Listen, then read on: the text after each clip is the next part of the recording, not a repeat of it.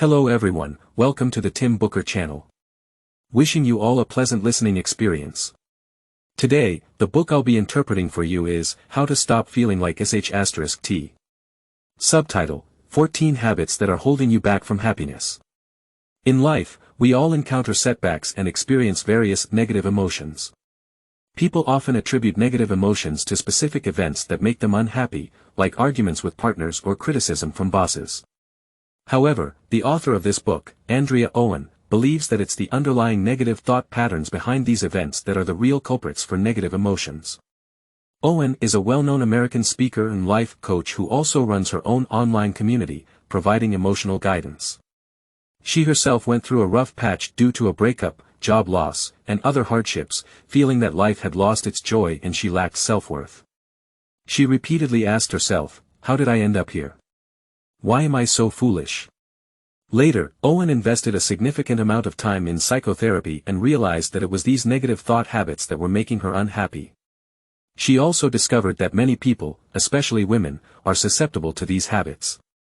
Some habits might provide short-term relief but create more suffering in the long run, such as the habit of perfectionism, which gives people a sense of control but also causes anxiety and conflicts with others. The habit of people-pleasing helps gain external approval but makes it difficult to say no, leading to inner struggles and suffering. To eliminate negative emotions, we must bravely confront these negative thought patterns, identify and address them, while also learning to open our hearts and practice self-love. Only then can we achieve true freedom and inner peace. In this book, Owen combines her counseling experience to deeply analyze a range of negative thought habits. After its publication, the book was translated into 18 languages and received high reader recommendations on Amazon websites in the UK and the US. From the book, I've selected the more common and impactful habits and grouped them into 3 categories: lack of confidence, fear of failure, and emotional suppression. Below, I'll explain the different forms, causes, and solutions for each category. Let's start with the first category of negative thought habits: lack of confidence. There are primarily 3 ways it manifests. 1. Self-criticism. Individuals who engage in self-criticism often believe that their personality, appearance, or work are not good enough. They continuously find faults within themselves, feeling like their life is in disarray. Even when others compliment them, they tend to dismiss it as politeness rather than genuine praise. Self-critics also compare themselves to friends, colleagues, or anyone else, thinking they are too overweight, not working hard enough, or not happy enough. Some are aware rationally that these self-criticisms aren't accurate, but they can't help but think this way. This leads to persistent self-doubt and shame. The author identifies 2 common sources of self-criticism. One is from one's upbringing, where parents excessively criticize their children, making them feel perpetually inadequate. The other source is societal and cultural pressures in modern society, where people are constantly compared based on their school, appearance, and income. To overcome self-criticism, the author suggests practicing self-awareness and engaging in friendly self-talk. You can create a list of different areas in your life, such as work, health, intimate relationships, and identify the self-criticisms you have in each area. Additionally, list specific events that trigger these self-criticisms. For instance, if someone criticizes themselves heavily for minor work mistakes, like not meeting deadlines or making a typo in documents, these can be listed as triggering events. For events that can be avoided, like following social media accounts that induce comparisons, the author recommends taking the direct step of unfollowing to avoid tormenting oneself. For unavoidable triggering events, when they occur and lead to self-criticism, the key is to engage in friendly self-talk. Imagine the self-criticism as a person and say to them, "I hear what you're saying, but I'm choosing not to listen," or "I don't want to torment myself because of you, so I choose not to pay attention to you." You can also think about how you would comfort a good friend facing the same situation and use those words to comfort yourself. By persistently employing friendly self-talk, we can learn to love ourselves and gradually eliminate self-criticism. 2. Impostor Syndrome. Similar to self-criticism, impostor syndrome stems from a background of excessive criticism, both from the family and society. Despite having genuine achievements, individuals with impostor syndrome attribute their success to luck, external factors, or other people's help, feeling like they're merely imposters and will one day be exposed. This thought pattern not only affects learning and work but can also impact intimate relationships. To overcome impostor syndrome, the author recommends acknowledging your successes and reducing self-doubt through self-recognition. Create a list of achievements, detailing what you've accomplished, from passing exams to finding a job or receiving promotions. Additionally, write down the reasons why you were able to achieve these goals, avoiding explanations involving luck or external help. Instead, focus on your inherent abilities, such as hard work or intellectual rigor. This exercise helps you see your true worth. Consider another perspective. If you were genuinely an imposter, how could you deceive so many people and achieve these numerous accomplishments? Serious contemplation often strengthens self-confidence, leading to the belief in one's capabilities. These are some strategies to combat the negative thought habits associated with a lack of confidence. Remember, building self-confidence is an ongoing process, but these techniques can be valuable steps in that journey. Now, let's delve into the second category of negative thought habits, the fear of failure. Within this category, there are primarily three ways it manifests. 1. Perfectionism. For some individuals, failure is absolutely unacceptable. They believe that any imperfection or flaw in their actions or themselves will result in a loss of attention, recognition, and ultimately abandonment by others. To avoid this, they demand perfection in every aspect of their lives, striving for the best job, the slimmest body, and the highest achieving children. While perfectionism may lead to some accomplishments, it often fails to bring happiness. Perfectionists constantly worry about where they might have fallen short and experience endless anxiety and insecurity.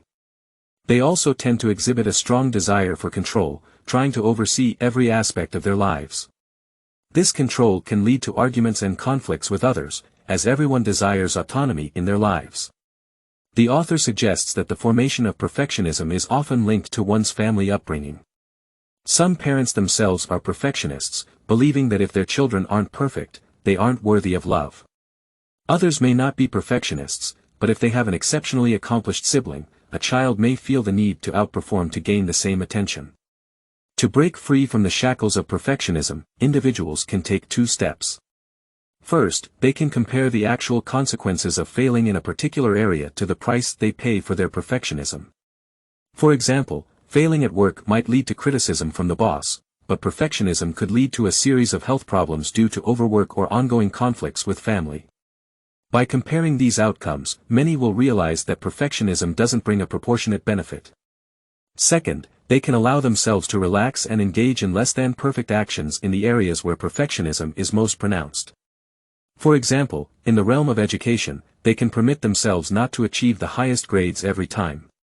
In the realm of health, they can occasionally skip workouts or indulge in their favorite foods. This will help them see that even when they aren't perfect, catastrophic consequences don't occur, and it can lead to a more relaxed and happier life. This practice can ultimately help them overcome their fear of failure and their obsession with perfectionism. The second manifestation of the fear of failure is overachievement. Some individuals use their accomplishments to define their self-worth. If they fail at something, they interpret it as a failure of themselves as a whole. Consequently, they strive to achieve more, piling up accomplishments to bolster their sense of security. The source of overachievement is similar to perfectionism, often influenced by parents who were overachievers themselves. Overachievers find it hard to fully enjoy the present moment, they're always thinking about the next task. For example, if an overachiever gets engaged, they might immediately start planning the wedding instead of savoring the loving and joyous moment. Additionally, they habitually juggle multiple tasks, believing it leads to more accomplishments. However, human attention is limited, and spreading it thin across various tasks can lower efficiency and increase the likelihood of errors. How can one break free from overachievement? The key, according to the author, lies in changing one's perspective on failure. Failure doesn't need to be tied to one's self-worth, it can be seen as a stepping stone to success rather than the final destination. No one in the world is immune to failure, even tennis legend Federer can't win every match, and Steve Jobs couldn't make every product a success. The important thing is to learn from failure, gain more knowledge, and use it to achieve success the next time. This way, failure itself holds value. By changing their view of failure, overachievers can reduce their anxiety, slow down their frantic pace, and focus on what truly matters to them. At this stage, the author suggests individuals identify their top priorities, such as personal health or intimate relationships, and invest their attention and efforts in these areas. Success in these realms can lead to happiness and satisfaction, which, in turn, enhances their self-worth and further eliminates the fear of failure. The third manifestation of the fear of failure is the refusal to seek help. Despite living in a highly interconnected society, many people seldom ask others for help when facing difficulties. The author suggests that this habit often stems from past experiences of failure. Some people sought help in the past but received no assistance, were ignored, blamed, or even harmed further. These negative experiences led them to believe that seeking help would only result in more failure and, consequently, they decide to hide their pain. The author reminds people that while refusing to seek help can prevent them from being hurt by others, it also comes with its own harm.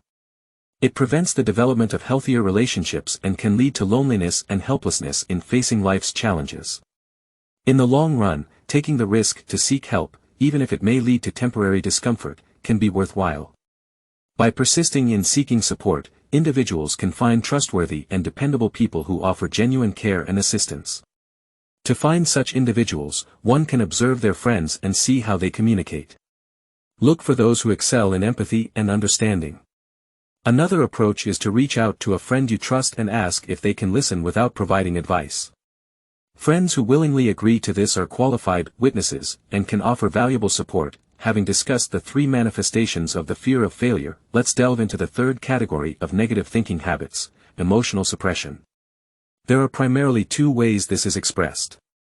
First, some individuals numb negative emotions such as stress, anxiety, and fear, as these emotions can be uncomfortable and distressing. Many people instinctively respond to negative emotions by diverting their attention and self-medicating instead of facing them. For example, when the author was in his 30s and felt stressed and anxious, he turned to alcohol as a means to numb his thoughts. Similarly, others may use food, shopping, gambling, or bury themselves in work as methods of emotional numbing. Aside from the resistance to emotional pain, cultural factors also play a role in people's choice to numb negative emotions. In American culture, expressing negative emotions is often viewed as hysterical or irrational, making others uncomfortable. From a young age, females, in particular, are encouraged to appear strong and not display emotions when facing problems. In such cultural contexts, women may learn to use emotional numbing as a way to cope and appear resilient. While these numbing mechanisms may provide temporary relief, they can lead to more significant problems in the long term. Emotional pain is akin to physical pain. It serves as a warning that there are underlying issues worth addressing. For instance, someone who dreads going to work daily may indicate that the job is not suitable for them, and a wife's anger and dissatisfaction with her husband could signify a need for improvement in their intimate relationship. These real problems don't vanish with emotional numbing, instead, they tend to worsen over time. Additionally, the methods used to numb emotions can lead to issues such as alcoholism, overeating, excessive debt, and more, eventually creating a snowball effect of compounded problems. The correct approach to negative emotions is to accept and explore the underlying issues. It involves embracing the struggle and making changes. Through this process, individuals gain wisdom and strength, ultimately improving their lives. The author introduces several methods to help people accept negative emotions. Here, we'll focus on three of them. 1. Reconceptualizing strength. Many women associate expressing negative emotions with weakness and, consequently, feel a strong resistance to doing so. To overcome this, the author suggests rethinking the concept of strength. True strength lies in facing problems without being shaken or destroyed, using courage and determination to overcome challenges. Pretending everything is fine and ignoring negative emotions and their underlying problems isn't true strength. 2. Trusting your emotions. People often have an inherent fear that if they confront their negative emotions, they'll be plunged into endless suffering. However, this is an exaggerated fear of the unknown. In reality, no one's life has worsened because they accepted their negative emotions. Numbing emotions, on the other hand, can cause more harm. Trust that your emotions have meaning, they serve as warnings of problems that need attention. Those who stop self-numbing and face their emotions ultimately make their lives better. 3. Properly releasing negative emotions. Accepting negative emotions doesn't harm us, but the process can be painful. Therefore, it's important to release these emotions in a suitable way. The author suggests choosing a day when you won't be disturbed and confronting memories or issues that bring about negative emotions. The goal isn't to solve these emotions but to release them. You can cry, scream, or punch a pillow, as long as it doesn't harm you. Additionally, you can find a compassionate witness, as discussed earlier, to confide in and help you release these emotions. This process aids in healing emotional trauma, enhances self-understanding, and ultimately better equips individuals to address their problems. The second manifestation of emotional suppression is people-pleasing. People who aim to please others often appear as kind individuals. They want those around them to be happy and are willing to go to great lengths for others, often taking on all responsibilities themselves. However, people-pleasers also experience significant inner turmoil.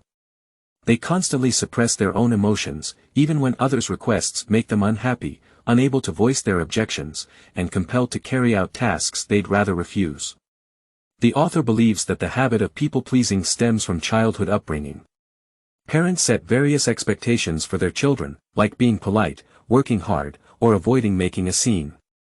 While these expectations are normal, some parents turn them into transactions, showing love and approval only when children meet their demands. Children raised in such families often link their self-worth to others' opinions. If they fail to meet someone else's expectations, they believe they are undeserving of love. This fear of disappointing others makes them reluctant to express their own emotions and afraid to refuse others for fear of causing offense. To break free from the pattern of people-pleasing, the author believes it's crucial to learn how to set boundaries. Boundaries are what we find acceptable or unacceptable in our lives, meaning the ability to refuse others' requests without feeling responsible for their comfort. It's essential to realize that we are independent individuals, and our self-worth isn't determined by others' judgments. Simultaneously, others have their feelings and thoughts as independent individuals, and we can't control how they perceive us. If our refusal upsets them, that's their issue to address, not our responsibility. Setting boundaries doesn't mean being unkind, instead, it's about friendly communication. For example, if your boss consistently assigns tasks that require weekend overtime, you can start by expressing gratitude for the important work. This creates a positive conversational atmosphere. Then, share your true feelings, explaining how this excessive workload negatively impacts you, such as causing insufficient rest and reduced focus, which leads to more errors. Finally, clearly state your needs, like requesting at least 2 weeks for such projects. By expressing your needs positively, you can set boundaries that lead to a more independent and fulfilling life, free from others' control. As we conclude, the author reminds us that changing habits isn't easy, as many of them have been with us for a long time. Stopping these habits may induce temporary discomfort and fear as we enter an unfamiliar state. However, this discomfort and fear are only temporary. By having the courage to seek change and persevering in implementing the methods discussed in this book, you can cultivate new habits that benefit yourself, leading to a more fulfilling and independent life. Congratulations on completing another book, and thank you for your support and attention. Please subscribe to the Tim Booker channel, like, and share this valuable knowledge with your friends. Let's combine wisdom with practice to achieve our financial goals and create a brighter future. Thank you, and goodbye.